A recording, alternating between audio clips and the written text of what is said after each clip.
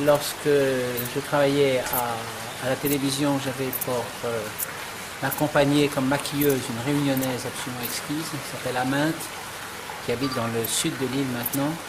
Et ça a été ma première découverte avec la Réunion. Ensuite, ça a été mon désir de voir cette terre si puissante sur le plan géographique et aussi si intéressante dans sa diversité, compte tenu de l'origine des habitants qui s'y trouvent, de ces origines tellement différentes. Et cette diversité, par ailleurs, est une diversité qui est très riche culturellement, sur le plan patrimonial, sur le plan de l'élaboration de toutes sortes de pratiques artistiques.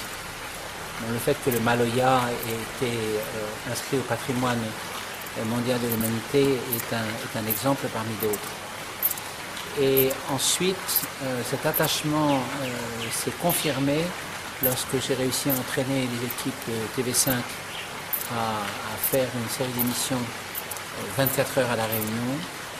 Et ensuite, en étant ministre, quand j'ai pu agir d'une certaine manière pour la protection du patrimoine ici et pour un certain nombre d'actions culturelles auxquelles je tiens. Je ne dédie pas mon temps à faire des conférences. D'ailleurs, je ne fais pas ça en général, mais là, en l'occurrence, l'attachement à la Réunion et la manière dont l'invitation m'a été adressée m'ont décidé.